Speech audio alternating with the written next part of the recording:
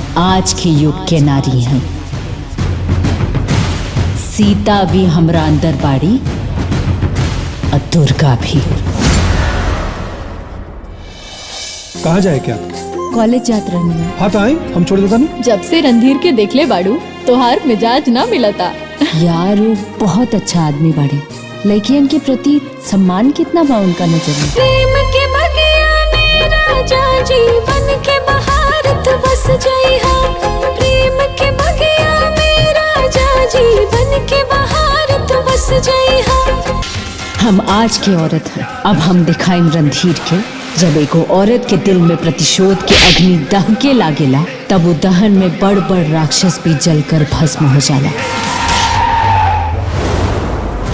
रणधीर की हालत देख के हमके कुछ शक भइल कि आप जांच पड़ताल करके हमरा के बताएं कि कहीं कुछ गड़बड़ त ना बा।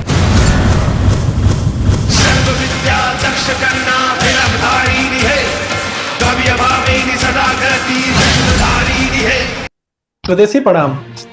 स्वदेशी इनक्रेडिबल न्यूज में आप सभी व्यूअर्स का स्वागत है। जैसा कि आप सब जान रहे हैं कि आज जो मूवी का ट्रेलर रिलीज हुआ है वो है जानू आई लव यू, जो कि भोजपुरी मूवी है और जिसके फिल्म के डायरेक्टर हैं अनुराग मिश्रा जी।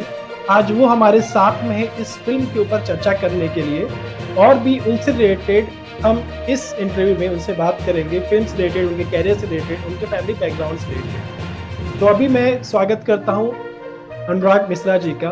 जी आपका बहुत बहुत स्वागत है अनुराग मिश्रा जी। नमस्कार सर, बहुत बहुत धन्यवाद सर, मुझे ये मौका देने के लिए, मेरे जीवन के पहला इंटरव्यू लेने के लिए बहुत बहुत शुक्रगुजार हूँ मैं सर आपका। Thank you so much.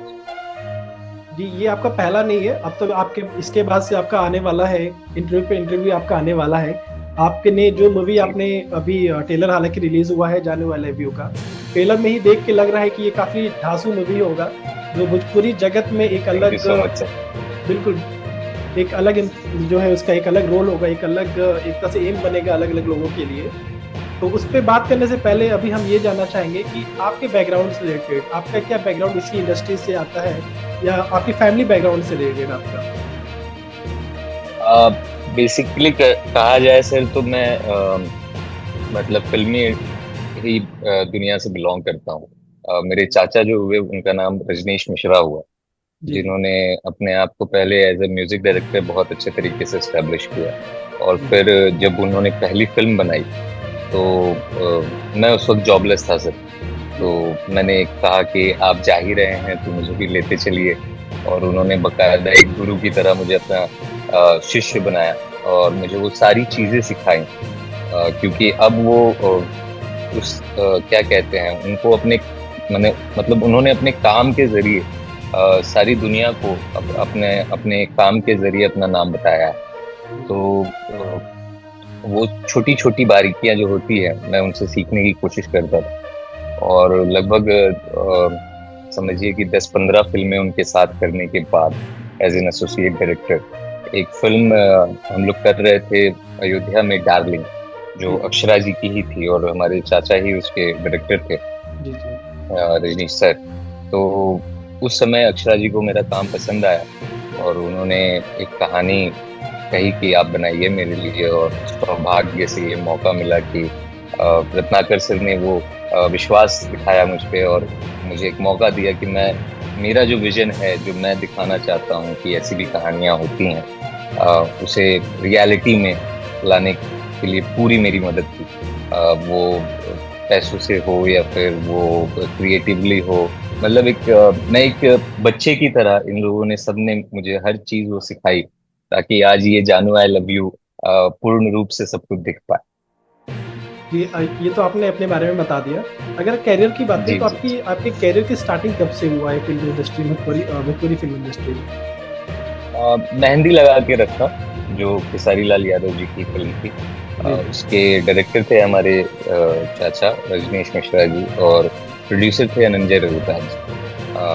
उन्हीं दोनों ने मतलब मुझे ये मौका दिया कि मैं इस जगत में घुस पाऊँ और मेरे लिए इस इंडस्ट्री का गेट खोला। तो लकीली दोनों मेरे अंकल ही हैं, दोनों फैमिली ही हैं, तो दोनों लेके गए और वहाँ से फिर मेरी शुरुआत हुई, और फिर अपने अंकल के साथ ही, फिर मंजुल सर जो डायरेक्टर हैं, मंजुल ठाकुर जी, उनके साथ, और अभय सिन्हा जी के प्रोजेक्ट में देव सर जो हैं उनके साथ, सबके साथ धीरे धीरे करता गया। रेड आइज करके एक प्रोडक्शन हाउस है जो एडवर्टाइजमेंट बनाती है, जी जी तो वो टीवी सीरीज वगैरह बनाते थे। तो उस समय मौका मिला कि अनुराग कश्यप सर, स्मिता मेनन सर, जिन्होंने चक दे बनाई थी, उन लोगों के साथ काम किया। फिर हूँ मैं बिहार का ही, तो वो माटी मेरे अंदर पूरी तरह से बसा हुआ था, भोजपुरी बसा हुआ था। तो हमेशा इच्छा करती थी कि मैं भोजपुरी में ही रहूं और भोजपुरी में ही कुछ ऐसा करूं जो लोगों को दिखा सकूं, जो मैं अपनी पहली ऑडियंस अपनी फैमिली को मानता हूं, तो उस हिसाब से कुछ बनाऊं कि अपनी फैमिली को दिखा सकूं। तो उसी का ये प्रयास हुआ जाने वाला भी। जी, जैसे आपने बताया कि आपने पहले जो है एज जो है अपने सब डायरेक्टर का आपने रोल किया, फिर ये आपकी जो है मूवी है जिसमें आपने एज डायरेक्टर आपने रोल किया है। जी सर। जी जी। अगर इसके अलावा अगर हम बात करें, जब भी कोई कैरियर में स्टार्टिंग करता है तो उसे बहुत सारी दिक्कतों का सामना करना पड़ता है, तो आपके साथ में कुछ ऐसा कुछ वाकया हुआ था कि कुछ ऐसी चीजें जो आप शेयर करना चाहें आम लोगों से? आई एम रियली सॉरी सर, एक फोन आ गया था बीच में तो मैं सुन नहीं पाया था। I am really sorry. जी बताया जाए।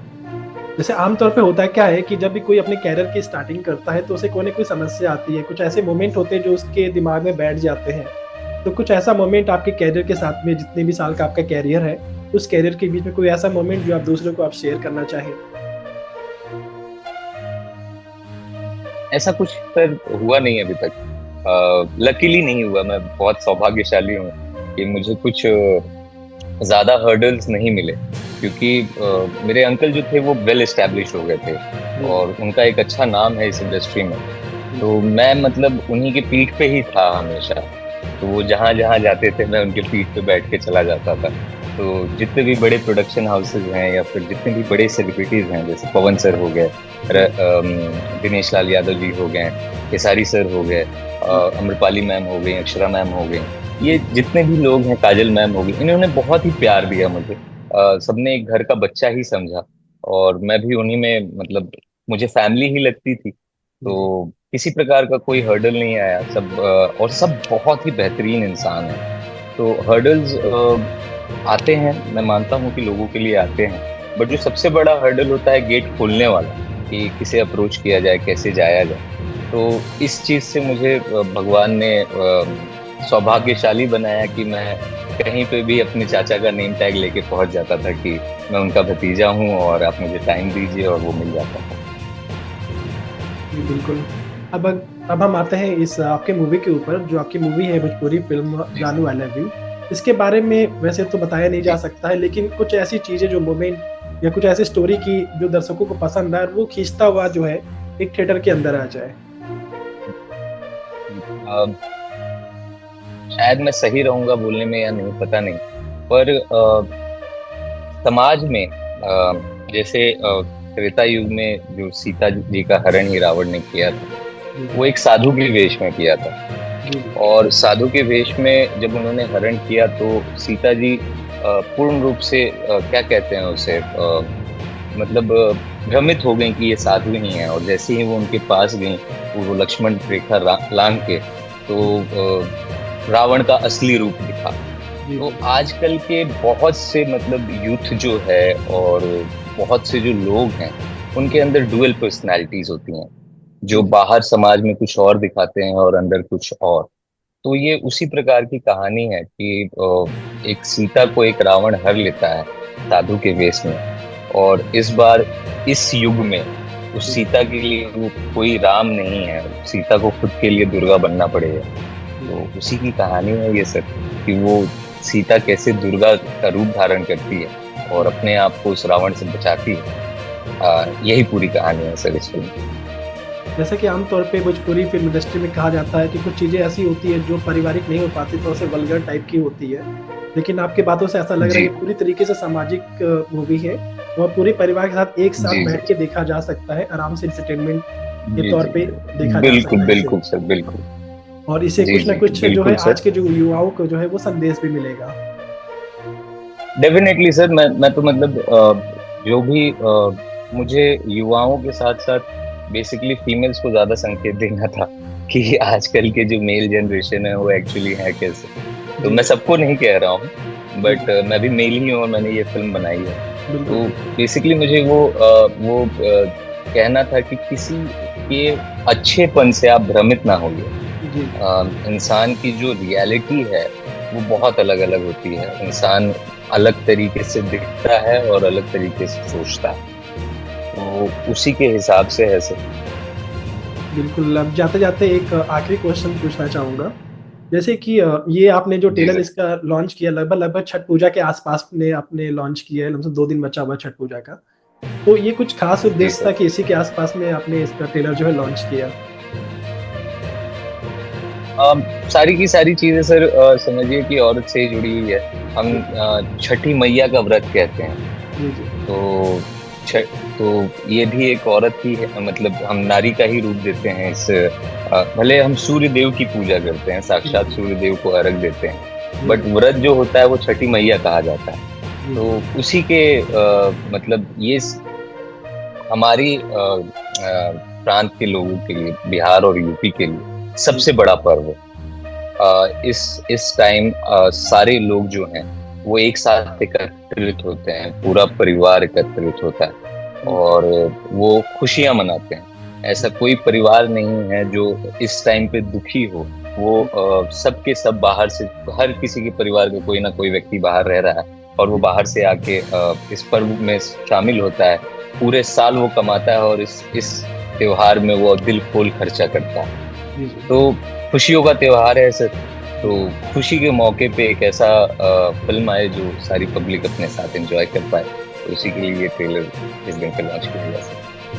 बिल्कुल बहुत अच्छा लगा आपसे बात करके।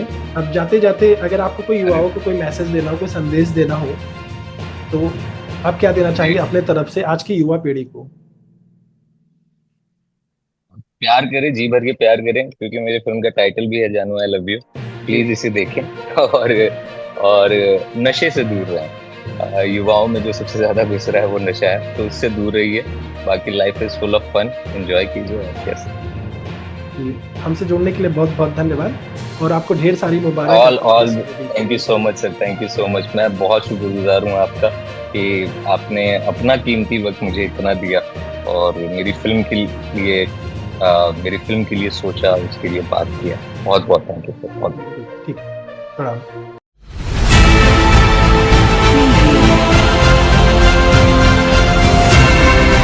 और नीचे जो वो सब्सक्राइब का बटन है ना, उसको हिट करो, जल्दी से करो सब्सक्राइब।